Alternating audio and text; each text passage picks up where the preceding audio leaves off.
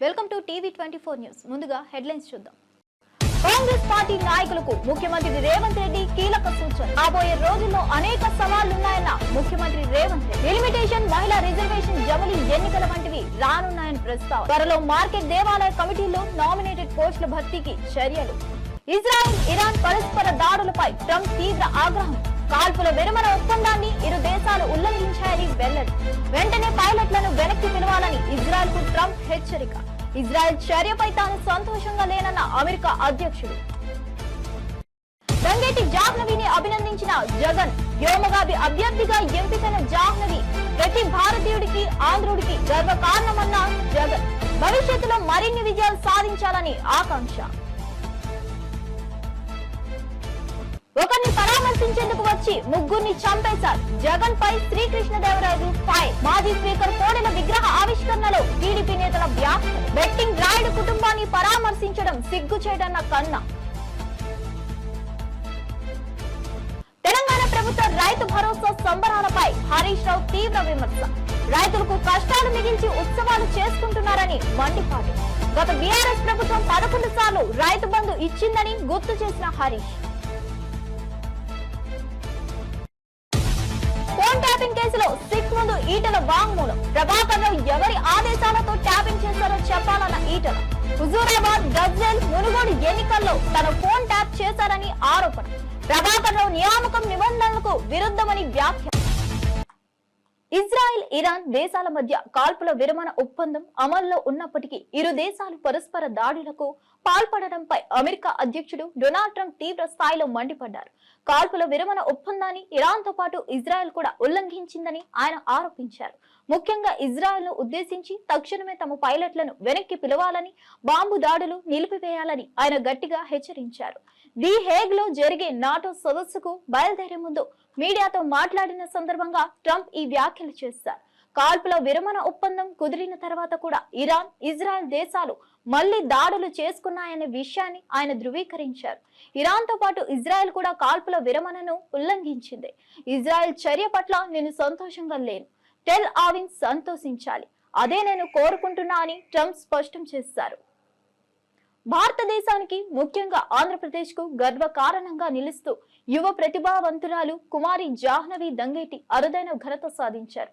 ప్రతిష్టాత్మక Titan space సంస్థ నిర్వహించే ఆస్కాన్ ప్రోగ్రామ్స్ ను ఆమె ఆస్ట్రోనాట్ క్యాండిడేట్ వ్యోమగామి అభ్యర్థిగా ఎంపికయ్యారు. 2029లో చేపట్టతలపెట్టిన అంతరిక్ష యాత్ర కోసం ఆమె ఈ శిక్షణ కార్యక్రమంలో పాల్గొనున్నారు. ఈ వార్త తెలియగానే జాహ్నవికి సర్వత్ర అభినందనలు వెల్లువెత్తుతున్నాయి. వైసీపీ అధినేత జగన్ కూడా జాహ్నవిని అభినందించారు. ఎక్స్ వేదికగా ఆయన స్పందిస్తూ అంతరిక్ష యానికి ఎంపికైన తొలి భారతీయ యువతి, అందున ఏపీకి చెందిన యువతి కావడం ప్రతి భారతీయుడికి, ఆంధ్రుడికి గర్వకారణం. ఎంతో మందికి జాహ్నవి స్ఫూర్తిగా నిలుస్తుంది. భవిష్యత్తులో జాహ్నవి మరిన్ని విజయాలు సాధించాలని ఆకాంక్షించారు. భవిష్యత్తులో అనేక సవాళ్లు ఎదుర్కానున్నందుకు వాటిని అధిగమించేందుకు నాయకులు, కార్యకర్తలు సిద్ధంగా ఉండాలని ముఖ్యమంత్రి రేవంత్ రెడ్డి పార్టీ నాయకులకు పిలుపునిచ్చారు. డిలిమినేషన్ ప్రక్రియ, మహిళా రిజర్వేషన్ల అమలు, జమిలీ ఎన్నికల నిర్వహణ వంటి కీలక పరిణామాలు భవిష్యత్తులో చోటు చేసుకోనున్నాయని ఆయన పార్టీ నేతలకు వివరించారు. పిసిసి రాజకీయ వ్యవహారాల కమిటీ సమావేశంలో పాల్గొన్న సందర్భంగా ముఖ్యమంత్రి ఈ వ్యాఖ్యలు చేశారు. రాష్ట్రంలో పార్టీ బలోపేతానికి, ప్రభుత్వ కార్యక్రమాలను ప్రజల్లోకి సమర్థంగా తీసుకెళ్లేందుకు తీసుకోవాల్సిన చర్యలపై ఈ సమావేశంలో ప్రధానంగా చర్చించారు. త్వరలోనే మార్కెట్ కమిటీలు, దేవాలయ కమిటీలలో నామినేటెడ్ పోస్టుల భర్తీ ప్రక్రియను పూర్తి చేస్తామని ముఖ్యమంత్రి రేవంత్ రెడ్డి స్పష్టం చేశారు. అదే విధంగా జూబ్లీహిల్స్ అసెంబ్లీ నియోజకవర్గానికి జరగనున్న ఉప ఎన్నికకు పార్టీ శ్రేణులను ఇప్పటి నుంచే సమయాత్తం చేయాలని ఆయన సూచించారు. స్థాయికి ఎదగడానికి ఈ వేదికలే మనకు ఉపయోగపడతాయి. అందుకే ఈరోజు ప్రభుత్వంలో బాధ్యత కంటే పార్టీ బాధ్యతలకు అత్యంత ప్రాధాన్యం కాంగ్రెస్ పార్టీ మొదటి నుంచి ఇస్తుంది. ఈరోజు మీ అందరినీ, ఈరోజు కాంగ్రెస్ పార్టీ అధికారంలో ఉన్న సందర్భంలో వేలాది మంది పదవులకు పోటీ పడ్డారు. ప్రధాన కార్యదర్శులు కావచ్చు, ఉపాధ్యక్షులు కావచ్చు, వివిధ హోదాలలో బాధ్యతలు స్వీకరించడానికి ఈరోజు వేలాది మంది పోటీ పడిన అందులో నుంచి మీకు పార్టీ ఏఐసిసి అధ్యక్షులు మల్లికార్జున ఖర్గే గారు లోక్సభ అపోజిషన్ లీడర్ రాహుల్ గాంధీ గారు మీ అందరికీ అవకాశం ఇచ్చిండ్రు అని అంటే తెలంగాణ రాష్ట్రంలో కాంగ్రెస్ పార్టీని ముందుకు నడిపించడంలో, ప్రభుత్వం అమలు చేసే సంక్షేమ పథకాలను ప్రజలకు చేరవేయడంలో మీరు సారథులుగా ఉంటారు, పార్టీకి మంచి పేరు తీసుకొస్తారు అని చెప్పి ఏఐసిసి భావించడం వల్లనే ఇవాళ మీ అందరికీ అవకాశాలు వచ్చినాయి. ఈరోజు ఈ వేదిక మీద ఉన్న మేము ఎవరమైనా ఆ పక్క నుంచి ఆది శ్రీనివాస్ గారి నుంచి మొదలు పెడితే కాంగ్రెస్ పార్టీ కార్యకర్తగా, జిల్లా పార్టీ అధ్యక్షుడిగా, ఈరోజు ఎమ్మెల్యేగా, విప్పుగా వారి బాధ్యతలు చేపట్టారు. ఇక్కడున్న శ్రీహరి గారు జడ్పీటీసీగా కార్యకర్త స్థాయి నుంచి జడ్పీటీసీ నుంచి జిల్లా పార్టీ అధ్యక్షుడు, జిల్లా పార్టీ అధ్యక్షుడి నుంచి శాసనసభ్యుడి నుంచి ఈరోజు మంత్రిగా బాధ్యతలు చేపట్టి ఈరోజు ఈ వేదిక మీద కూర్చున్నారు. బట్టి విక్రమార్క గారు ఎన్ఎస్యుఐ నుంచి సిఎల్పి లీడర్గా, వర్కింగ్ ప్రెసిడెంట్గా, ఈరోజు ఉప ముఖ్యమంత్రిగా వారు ఈరోజు బాధ్యతలు చేపట్టారు. ఈ పక్కన మహేష్ కుమార్ గౌడ్ గారు ఎన్ఎస్యుఐ రాష్ట్ర అధ్యక్షుడి నుంచి మొదలు పెడితే కార్యనిర్వాహక అధ్యక్షుడు, శాసన మండలి సభ్యుడు, ఈరోజు పిసిసి ప్రెసిడెంట్గా వారు ఈరోజు బాధ్యతలు నిర్వహిస్తున్నారు. ఆ పక్కన సంపత్ కుమార్ గారు ఎన్ఎస్యుఐ యూత్ కాంగ్రెస్ నుంచి ఎమ్మెల్యేగా, అదేవిధంగా ఏఐసిసి సెక్రటరీగా ఈరోజు వారు బాధ్యతలు. ఆ పక్కన పెద్దలు షబ్బీర్ అలీ గారు ఒకప్పుడు అసెంబ్లీలో యూత్ కాంగ్రెస్ నాయకుడిగా సుధీర్ కుమార్ గారి నేతృత్వంలో ఆనాడు నిరసన కార్యక్రమంలో శాసనసభలోకి దూసుకెళ్లి స్పీకర్ వరకు చేరుకుంటే ఆ రోజు 30 రోజులు యూత్ కాంగ్రెస్ ఉపాధ్యక్షుడిగా జైలుకి వెళ్ళి ఆ 33-34 ఏళ్ల వయసులోని ఎమ్మెల్యేగా, మంత్రిగా షబ్బీర్ అలీ గారు ఇవాళ ఇక్కడ మీ ముందు అన్నాడు అంటే పార్టీలో బాధ్యత నిర్వహిస్తే తప్పకుండా అవకాశాలు వస్తాయి. ఇంకా చాలా మంది ఉన్నారు. వంశీకృష్ణ గారు ఈరోజు జిల్లా పార్టీ అధ్యక్షుడే ఎమ్మెల్యేగా అయినారు. అక్కడ నాయన్ రాజేందర్ రెడ్డి జిల్లా పార్టీ అధ్యక్షుడే ఎమ్మెల్యేగా ఉన్నారు. అదేవిధంగా ఇక్కడ చాలా మంది, శంకర్ నాయక్ గారు జిల్లా పార్టీ అధ్యక్షుడు ఈరోజు ఎమ్మెల్సీగా వారు బాధ్యత ఉన్నారు. సికింద్రాబాద్ జిల్లా పార్టీ అధ్యక్షుడు అనిల్ కుమార్ యాదవ్ ఈరోజు రాజ్యసభ సభ్యుడుగా ఈరోజు ఉన్నారు. రాజ్ ఠాకూర్ ఈరోజు పెద్దపల్లి జిల్లా అధ్యక్షుడుగా, శాసనసభ్యుడిగా ఉన్నారు. ఇట్లా చాలా మంది వేదికల ఎదురుగా డాక్టర్ కవంపల్లి సత్యనారాయణ గారు జిల్లా పార్టీ అధ్యక్షుడు. అధినేత జగన్ ఇటీవల పల్నాడు జిల్లాలో చేపట్టిన పరామర్శ యాత్ర తీవ్ర వివాదాస్పదంగా మారింది. ఈ పర్యటన సందర్భంగా జరిగిన ఘటనల్లో 3 వ్యక్తులు మరణించడంపై తెలుగుదేశం పార్టీ ప్రజాప్రతినిధులు తీవ్ర స్థాయిలో విరుచుకుపడ్డారు. పరామర్శ పేరుతో జగన్ అరాచకాన్ని సృష్టించారని వారు ఆరోపించారు.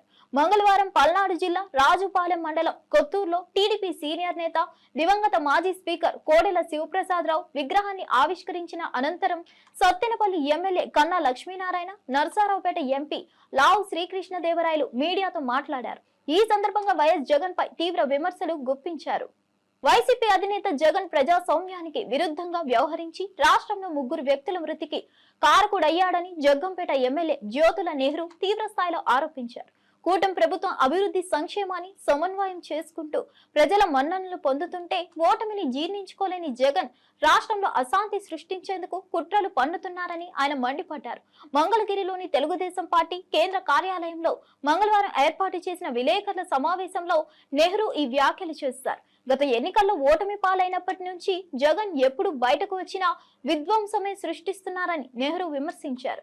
పొదిలిలో అరాచక శక్తులను ఊసిగొల్పి హింసకు పాల్పడ్డారని, ఈ ఘటనను అందరూ చూశారని అన్నారు. బెట్టింగ్ లో డబ్బులు పోగొట్టుకుని ఆత్మహత్య చేసుకున్న వ్యక్తికి విగ్రహం పెట్టేందుకు ప్రయత్నించి ఆ నెపంతో 3 ప్రాణాలు పోవడానికి జగన్ కారణమయ్యారని ఆయన ఆరోపించారు. కార్యక్రమం అరాచక శక్తుల యొక్క అరాచకం ఏ రకంగా జరిగిందో అక్కడ మనం చూసాం. కేవలం సంవత్సరం క్రితం ఎన్నికల ముందు బెట్టింగ్ తో 30 కోట్ల రూపాయలు నష్టపోయినటువంటి నాగమల్లేశ్వరరావు అనేటటువంటి వ్యక్తి ఇవాళ జ్ఞాపకం వచ్చాడు. సంవత్సరం పోయిన తర్వాత జ్ఞాపకం వచ్చి అతన్ని పరామర్శించడానికి వెళ్ళినటువంటి సందర్భంలో సృష్టించినటువంటి ఆ కుటుంబాన్ని పరామర్శించడానికి, అలాగే అతని విగ్రహం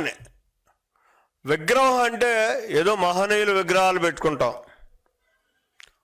కానీ మరి ఒక బెట్టింగ్లో ప్రాణాలు కోల్పోయినటువంటి ఒక అరాచక విధానంతో నడిచేటటువంటి వ్యక్తి యొక్క విగ్రహాన్ని జగన్మోహన్ రెడ్డి ప్రారంభించడానికి వెళ్ళడమే ఒక శోచనీయం.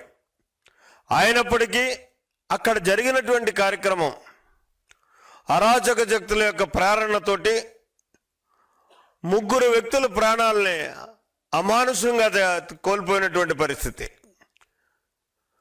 డైరెక్ట్గా తన వాహనం కిందే ఒక వ్యక్తి పడి మరణిస్తే దారుణంగా పక్కకు లాగేసి వెళ్ళిపోయినటువంటి పరిస్థితి.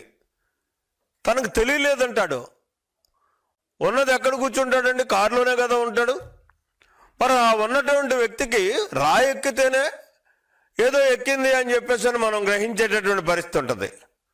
ఒక పక్క నుంచి కార్యకర్తలు గోల పెడుతున్నారు, మనిషి చనిపోతాం, మనిషి మీద కారు ఎక్కేసిందని చెప్పేసి దారుణంగా దౌర్జన్యంగా ఎక్కడా కూడా నిర్దాక్షిణ్యంగా కారును ఆపకుండా తెలంగాణ ప్రభుత్వం చేపట్టిన రైతు భరోసా విజయోత్సవ సభల పట్ల మాజీ మంత్రి టీఆర్ఎస్ నేత హరీష్ రావు తీవ్ర అసంతృప్తి వ్యక్తం చేశారు. రైతాంగాన్ని ఇబ్బందులకు గురి చేస్తూ సంబరాలు నిర్వహించుకోవడానికి రేవంత్ రెడ్డి ప్రభుత్వానికి ఎలాంటి నైతిక అర్హత లేదని ఆయన వ్యాఖ్యానించారు. ప్రస్తుత ప్రభుత్వం రైతుల కోసం ఏం చేసిందని ఈ ఉత్సవాలు జరుపుకుంటుందో చెప్పాలని ప్రశ్నించారు. గత బీఆర్ఎస్ ప్రభుత్వ హయాంలో తాము రైతులకు అందించిన తోడ్పాటును హరీష్ రావు గుర్తు చేశారు. మేము అధికారంలో ఉన్నప్పుడు 11 దఫాలుగా రైతు బంధు పథకం కింద రైతుల ఖాతాలోకి నేరుగా 80,000 కోట్లు జమ చేశాం. కానీ ఏనాడు ఇలాంటి ఉత్సవాలు సంబరాలు నిర్వహించుకోలేదని ఆయన తెలిపారు. రైతులకు పంట పెట్టుబడి సాయాన్ని నిజాయితీగా అందించాలనే లక్ష్యంతోనే ఆ కార్యక్రమాన్ని అమలు చేశామని పేర్కొన్నారు. కరోనా మహమ్మారి సృష్టించిన ఆర్థిక ఇబ్బందుల సమయంలో కూడా ఎమ్మెల్యేలు, ఎంపీల జీతాల్లో కోత విధించినప్పటికీ రైతులకు రైతు బంధు నిధుల జమ మాత్రం ఆపలేదని ఆయన నొక్కి చెప్పారు. ఫోన్ ట్యాపింగ్ వ్యవహారం తెలంగాణ రాజకీయాల్లో పెనుదుమారం రేపుతుంది. ఎస్ఐబి మాజీ చీఫ్ ప్రభాకర్ రావు ఎవరి ఆదేశాల మేరకు ఫోన్లను ట్యాపింగ్ చేశారో స్పష్టం చేయాలని మల్కాజ్గిరి ఎంపీ బీజేపీ నేత ఈటెల రాజేందర్ డిమాండ్ చేశారు. ఫోన్ ట్యాపింగ్ కేసుకు సంబంధించి నేడు సిట్ ముందు హాజరై ఆయన వాంగ్మూలాన్ని నమోదు చేశారు. అనంతరం ఈటెల మీడియా ప్రతినిధులతో మాట్లాడుతూ గతంలో తన ఫోన్ను అనేక సందర్భాల్లో ట్యాప్ చేశారని ఆరోపించారు. నేను హుజూరాబాద్ లో పోటీ చేసినప్పుడు 2023లో గజ్వేల్లో ఎన్నికల బరిలో నిలిచినప్పుడు అత్యంత దుర్మార్గమైన పద్ధతిలో నా ఫోన్ను ట్యాప్ చేశారు. అంతేకాకుండా మునుగోడు ఉప ఎన్నికల సమయంలో మేము ఎవరితో సంభాషిస్తున్నాం, ఎలాంటి వ్యూహాలు రచిస్తున్నామనేది కూడా ట్యాపింగ్ ద్వారా తెలుసుకున్నారు. మా పార్టీ నాయకుల మధ్య జరిగిన సంభాషణలను సైతం కాల్ డేటాలో పొందుపరిచారు. ధైర్యంగా ఎదుర్కోలేని వారే ఇలాంటి చట్ట వ్యతిరేకమైన పనులకు పాల్పడతారని ఆయన ఆవేదన వ్యక్తం చేశారు.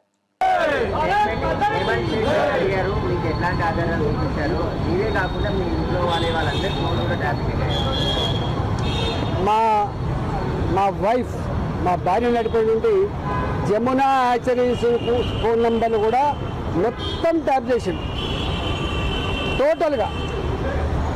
మా వాళ్ళు బిజినెస్లో ఏ మెసేజ్ అయితే పంపుకుంటారో, మేము ఏదైనా మెసేజ్ పంపుతామో అవన్నీ కూడా వాళ్ళు ఎవరైనా రికార్డు దొరికింది. మొత్తం ఆ చాట్ అంతా కూడా నాకు ఇచ్చింది. నన్ను అడిగింది ఇవన్నీ మీవేనా అంటే ఇవన్నీ కూడా మావే.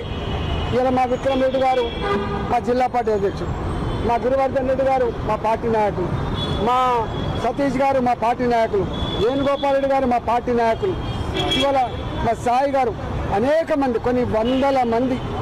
హుజురాబాద్లో 2021లో ప్రతి నిమిషం నిఘా పెట్టినట్టుగా ఇక్కడ రికార్డు ఉన్నాయి. ఇవన్నీ కరెక్టేనా అని చెప్పి అడిగింది.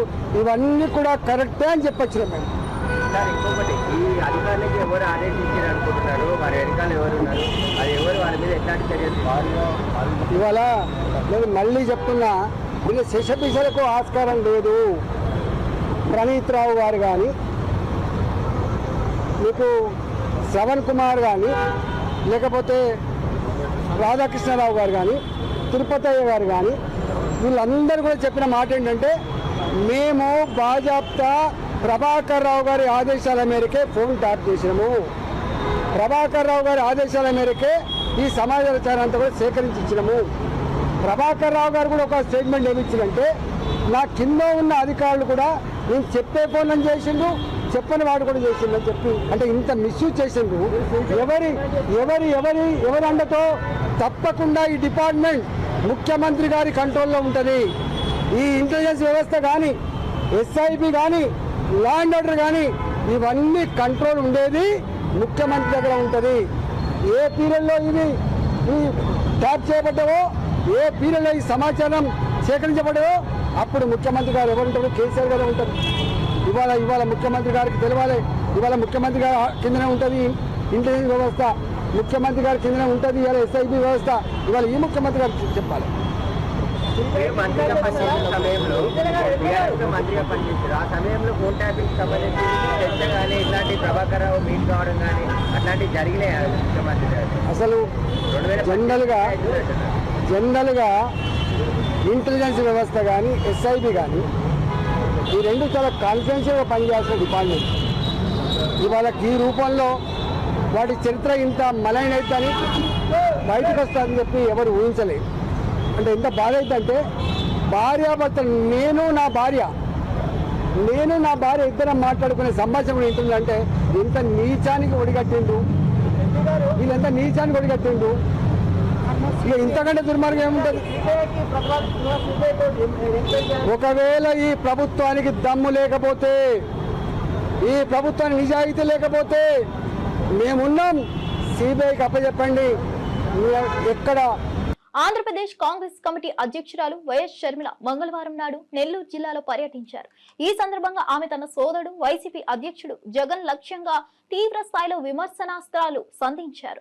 ప్రతి విషయంలోనూ జగన్ ప్రజలను వంచారని, అధికారం చేతిలో ఉన్నప్పుడు ప్రజల వద్దకు వెళ్లని ఆయన ఇప్పుడు ఓటమి తర్వాత జన సమీకరణ పేరుతో బల ప్రదర్శనలకు దిగుతున్నారని ఆమె మండిపడ్డారు. మాజీ సీఎం జగన్ పల్నాడు జిల్లా పర్యటన సందర్భంగా సింగయ్య అనే వ్యక్తి మృతి చెందిన విషాద ఘటనపై షర్మిల స్పందించారు.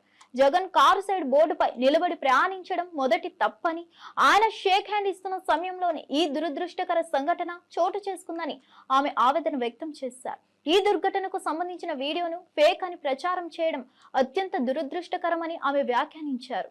ఫేక్ అనడం చాలా చాలా దురదృష్టకరం. మళ్ళీ చెప్తున్నాం, జగన్మోహన్ రెడ్డి గారు ఏ యాత్రలు చేసినా ఈ మధ్య బల ప్రదర్శన కోసమే చేస్తున్నారు. జగన్మోహన్ రెడ్డి గారు 5 సంవత్సరాలు జగన్మోహన్ రెడ్డి గారు ముఖ్యమంత్రిగా ఉన్నారు. ఏ ఒక్కరోజు ప్రజల దగ్గరికి రాలేదు. పూర్తి మద్యపాన నిషేధం అన్నారు. ఆ మద్యంలోనే పెద్ద కుంభకోణం చేశారు. 1 కాదు 2 కాదు, ప్రతి విషయంలోనూ ప్రజలకు మోసం చేశారు. ఇప్పుడు ఓడిపోయిన తర్వాత ఇప్పుడు ప్రజల మధ్యలోకి వస్తున్నారు. అంటే ఏమిటి అర్థం? వాళ్ళ ఉనికి కాపాడుకోవడం కోసం జనాల మధ్య మేము లేకపోతే ప్రజలు మమ్మల్ని మర్చిపోతారు అని జన సమీకరణ చేసి మరి బల ప్రదర్శన చేసుకునే కార్యక్రమంలో ఉన్నారు జగన్మోహన్ రెడ్డి గారు. ఏ యాత్ర తీసుకున్నా కూడా ఆఖరికి బెట్టింగ్ చేసిన వాడి విగ్రహానికి కూడా జగన్మోహన్ రెడ్డి గారు ఒక నాయకుడిగా వెళ్ళారు అంటే అది కూడా పర్మిషన్ 100 మందికి ఇస్తే ఈయన 1000 మందిని వేసుకొని వెళ్ళారు. మరి ఎందుకు అనుమతించారు? మాకైతే ఏమీ అర్థం కావటం లేదు. ఏం జరుగుతుందో ఈ రాష్ట్రంలో 2 పార్టీలు కలిపి ప్రజలను నలిపేస్తున్నారు. మేడం, కోర్టు ట్యాపింగ్ జరిగిందని ఆరోపించారు కదా. తెలంగాణలో మీ గవర్నమెంట్ అక్కడ మీకు ఎంక్వైరీ ఎందుకు లేదు? తెలంగాణ గవర్నమెంట్ మీకు సపోర్ట్ చేయడం మీరు భావిస్తున్నారు? మాటికి భావించడం లేదు. మరి కోర్టు ట్యాపింగ్ మీ గవర్నమెంట్, తెలంగాణ మీ గవర్నమెంట్, కాంగ్రెస్ గవర్నమెంట్ ఓకే చేస్తున్నారు కదా, ఎంక్వైరీ చేస్తున్నారు కదా. మేడం, సూపర్ 6 ఫైట్ డోర్ అంటున్నారు. అయితే ఇతర పార్టీలు దీని మీద ఫైట్ చేస్తున్నారు. అయితే కాంగ్రెస్ పార్టీ ప్రజల వైపు నుంచి ఎక్కడ అసలు చూసే లేదు, ఫైట్ చేసి ప్రజల వైపు నిలబడినారు. మీరు చాలా ఇన్ఫార్మ్డ్గా ఉన్నారు. తాళీ బజావ్ అనే కార్యక్రమం మేము చాలా సీరియస్గా చాలా చోట్ల చాలా సందర్భాలలో చాలా నెలల నుంచి చేస్తున్నాం. మీరు గమనించటం లేదేమో. ఇక్కడ కూడా చేశారు. ప్రతి జిల్లాలోనూ తాళీ బజావ్ అనే కార్యక్రమం కాంగ్రెస్ పార్టీ అదే పనిగా సూపర్ 6 సూపర్ ఫ్లాప్ ఉత్సాహం మాలో కాదన్నా. రాజు గారికి వచ్చింది. అలాంటి కాంగ్రెస్ పార్టీలో కాంగ్రెస్ అభిమానం ఉన్న జిల్లాలో మీరు ఇంకా ప్రజల్లోకి వెళ్ళలేని పరిస్థితులు ఉన్నారని దానికే మీటింగ్ కాదు ఒక నిమిషం. మాకైతే అన్ని ఆంక్షలు పెడతారు. విశాఖ స్టీల్లో నేను ఆమరణ నిరాహార దీక్ష చేయబోతే నన్ను లిఫ్ట్ చేశారు. సూపర్ 6కు చేయాలని మేము ఆందోళన చేయాలని ఇంట్లోంచి బయలుదేరితే మమ్మల్ని అయితే హౌస్ అరెస్టులు చేస్తారు. కానీ వైసీపీకి జగన్మోహన్ రెడ్డి గారి అలాంటి ఆంక్షలు ఏమీ కనిపించడం లేదు. 3 బండ్లతో పోవాలి అంటే వాళ్ళేమో 100 బండ్లతో పోవచ్చు. 100 మందితో చేసుకోవాలి అంటే వాళ్ళేమో 1000 మందితో చేసుకోవచ్చు. బల ప్రదర్శన ఎందుకు అని అడుగుతున్నాం. వాళ్ళకు డబ్బులున్నాయనా? మోడీ దత్తపుత్రుడు అనా? జనాల్ని సమీకరించినట్టు పోలీసులను కూడా కొంటున్నారా? అందుకే అడుగుతున్నాం, ఏం జరుగుతుందో అర్థం కావటం లేదు ఈ రాష్ట్రంలో అని. నిజానికి ప్రజల పక్షాన నిలబడి పోరాటం చేస్తున్న ఏకైక పార్టీ ఈరోజు కాంగ్రెస్ పార్టీ. మాకేమో అనుమతులుండవు, మమ్మల్ని ఏమో హౌస్ అరెస్టులు చేస్తారు. కానీ ఇలా బల ప్రదర్శన చేసుకొని కార్ల కింద టైర్ల కింద జనాలను చంపేసే వాళ్ళకేమో అనుమతులు ఇస్తారు. ధనుష్, నాగార్జున, రష్మిక మందాన ప్రధాన పాత్రల్లో శేఖర్ కమ్ముల దర్శకత్వంలో రూపొందిన కుబేరా సినిమా తాజాగా ప్రేక్షకులకు మన్ననలు పొందింది. ఈ విజయాన్ని పురస్కరించుకొని ఏర్పాటు చేసిన విజయోత్సవ వేడుకల్లో మెగాస్టార్ చిరంజీవి ముఖ్య అతిథిగా హాజరయ్యారు. ఈ సందర్భంగా సంగీత దర్శకుడు దేవిశ్రీ ప్రసాద్ ఎమోషనల్ అయ్యారు. అప్పుడైనా ఇప్పుడైనా ఎప్పుడైనా నా విజయాలను తన భుజాలపై వేసుకొని అందరి ముందు ప్రశంసించే ఏకైక వ్యక్తి చిరంజీవి అంటూ దేవిశ్రీ గర్వంగా చెప్పారు. చిరంజీవితో తనకు ఉన్న సన్నిహిత సంబంధాన్ని గుర్తు చేసుకున్నారు. కుబేరా చిత్రానికి దేవిశ్రీ అందించిన సంగీతం ఇప్పటికే మంచి మార్కులు కొట్టేసింది. చిరంజీవి హాజరుతో వేడుకలు ప్రత్యేక మ్యాజికల్ వాతావరణం నెలకొంది. Kind of a myth that's being slowly developed now. You have given hope to so many filmmakers and for theatrical run that with heart, just heart, you can bring people to the theaters. Emotion is the biggest grandeur. That is the most grandest, like what more can be bigger than human emotion? I don't think anything is bigger than human emotion. Like these films like this should happen to give hope to future filmmakers also. Filmmakers, like the next generation filmmakers shouldn't think like big films, big sets, CG, superhuman, superhero, no, superhuman. That should they should think like, you know, human drama will work. It is a very important film, sir. Not because I am in it, not at all. It's not coming from that place at all. So in that way, I think there are a lot of filmmakers and lot of people in general are going to be very thankful to you. You have pulled off this miracle in these times. Similarly, a film in Tamil also worked brilliantly. Tourist Family, a film. Even that film, a simple human drama, pulled audience to theatre. So people are ready to watch. So we should start thinking in that angle. And all of you would have seen all the whoever spoke here, the cast and crew, everybody, such positive people, all of them, each and one of them are so positive in their own sweet way. When all these so many people come together, the result can be only positive, right? And I'm not going to thank each and every one of you. We've thanked each of us, all of us, with each other enough number of times. So just one big thanks to all of you. That's all. And everybody worked very hard. And now it's not you and me. We as a team are thankful to the world. Very big thanks. And my mother keeps telling me, when there is success, talk less. So I'm going to talk less, not going to talk more. But it's also, my father says it's also important to count your blessings and be grateful. So I'm doing that also here.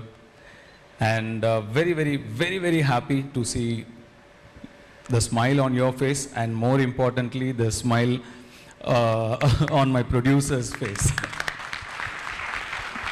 That's also something my father tells me, that the first smile you need to look for is your producer's smile. That smile will tell you how big your film is. So I'm very, very happy to see my producers also smile, and eternally grateful for this moment. And yes, shall listen to my mother's words now. And sir, thank you so much for coming and blessing our team. It's when a mega success is here, a mega star is here, is nothing can be more. It's a great match. I feel it's amazing to have your blessings with us. Like in Tamil, we write, they call it Pillayar Suli. Before writing something on a page, on top, like how Om is written, I asked Shekhar sir, what do they write? So you've come here like that Pillayar Suli or that Om on a paper. So it's amazing. We've all grown up watching your films, and it's amazing to stand here in front of you all and then share this beautiful moment.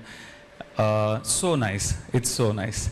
thank you again to the press, media, social media influencers, everybody. Thank you so much for making the film such a big success and taking this film and reaching it to the audience. And thank you so much for your contribution as well. Once again, Har Har Mahadev. Thank you so much. Congress party నాయకులకు ముఖ్యమంత్రి రేవంత్ రెడ్డి కీలక సూచన. రాబోయే రోజుల్లో అనేక సవాళ్లున్నాయన్న ముఖ్యమంత్రి రేవంత్ రెడ్డి. డెలిమిటేషన్, మహిళా reservation, జమిలీ ఎన్నికల వంటివి రానున్నాయని ప్రస్తావన. త్వరలో మార్కెట్ దేవాలయ కమిటీలో నామినేటెడ్ పోస్టుల భర్తీకి చర్యలు. ఇజ్రాయెల్ ఇరాన్ పరస్పర దాడులపై ట్రంప్ తీవ్ర ఆగ్రహం. కాల్పుల విరమణ ఒప్పందాన్ని ఇరు దేశాలు ఉల్లంఘించాయని వెల్లడి. వెంటనే పైలట్లను వెనక్కి పిలవాలని ఇజ్రాయెల్ కు ట్రంప్ హెచ్చరిక. ఇజ్రాయెల్ చర్యపై తాను సంతోషంగా లేనన్న అమెరికా అధ్యక్షుడు. దంగేటి జాహ్నవిని అభినందించిన జగన్. వ్యోమగామి అభ్యర్థిగా ఎంపికైన జాహ్నవి ప్రతి భారతీయుడికి, ఆంధ్రుడికి గర్వకారణమన్న జగన్. భవిష్యత్తులో మరిన్ని విజయాలు సాధించాలని ఆకాంక్ష. ఒకరిని పరామర్శించేందుకు వచ్చి ముగ్గురిని చంపేశారు. జగన్ పై శ్రీకృష్ణదేవరాయలు ఫైర్. మాజీ స్పీకర్ కోడెల విగ్రహ ఆవిష్కరణలో టీడీపీ నేతల వ్యాఖ్యలు. బెట్టింగ్ రాయుడు కుటుంబాన్ని పరామర్శించడం సిగ్గుచేటన్న కన్నా. తెలంగాణ ప్రభుత్వ రైతు భరోసా సంబరాలపై హరీష్ రావు తీవ్ర విమర్శ.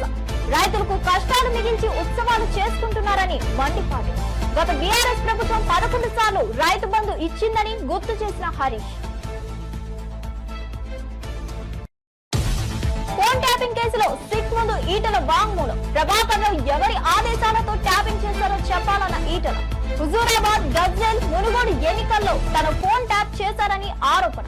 ప్రభాకర్ రావు నియామకం నిబంధనలకు విరుద్ధమని వ్యాఖ్య.